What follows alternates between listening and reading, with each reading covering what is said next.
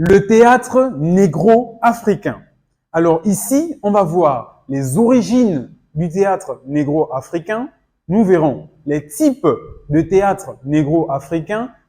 Ensuite, nous verrons les inspirations ainsi que les fonctions du théâtre négro-africain.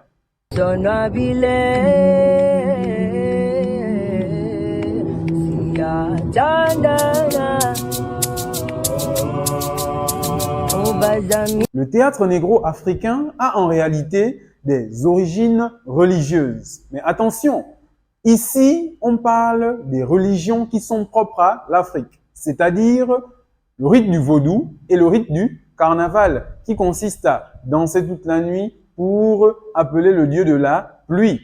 Après cela, vous avez les types de théâtre, qui sont au nombre de 3. Le théâtre traditionnel, le théâtre colonial et le théâtre moderne. Alors, dans le théâtre traditionnel, qu'est-ce qu'on retrouve à l'intérieur? On retrouve le koteba, qui est une forme de représentation théâtrale malienne, d'accord? Donc ici, on met en évidence les formes de théâtre d'Afrique, tout simplement. Après cela, vous avez le théâtre colonial, où à l'intérieur, on retrouve 2 choses.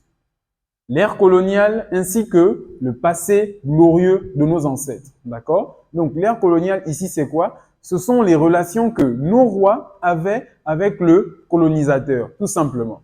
Et le passé glorieux de nos ancêtres, c'est le fait justement d'écrire des ouvrages dédiés à ces valeureux guerriers qui ont fait l'Afrique, tout simplement. Et ici, comme référence, bien sûr, nous pouvons prendre Seydou Badian dans Sous l'orage, suivi de la mort de Chaka.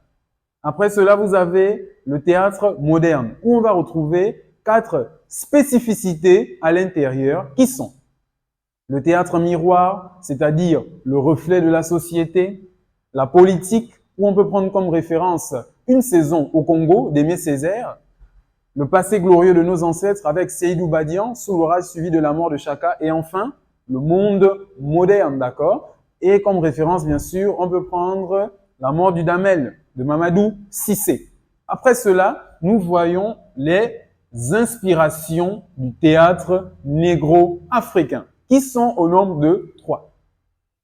La peinture de la société, l'histoire et la politique. Alors ici, quand on parle de peinture de la société, on parle du reflet de la société, d'accord? On parle de ce que nous vivons au quotidien.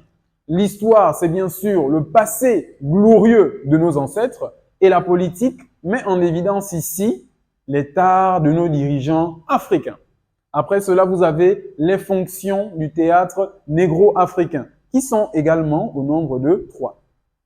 Le divertissement ou encore la fonction ludique, le théâtre miroir et pour terminer, morale et éducation ou encore fonction didactique. Alors, pour la première fonction, c'est le divertissement ou encore la fonction ludique. Donc ici, c'est le fait de faire évader le public, d'accord? C'est lorsque dans une pièce de théâtre, ici, on met l'accent sur l'évasion du public. Après cela, vous avez le théâtre miroir.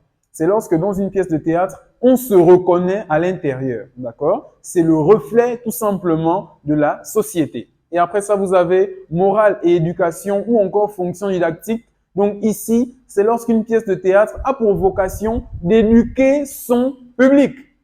Donc ici, vous avez de façon très synthétique le théâtre négro-africain. De par les origines, qui sont en réalité des origines religieuses, le rite du vaudou ou encore le rite du carnaval, vous avez également les types de théâtre qui sont traditionnels, colonial et moderne, et les inspirations du théâtre avec bien sûr la peinture de la société, l'histoire ou encore la politique, et pour terminer, les 3, d'accord, fonctions du théâtre négro-africain, qui ne sont autres que la fonction ludique, le théâtre miroir et la fonction didactique.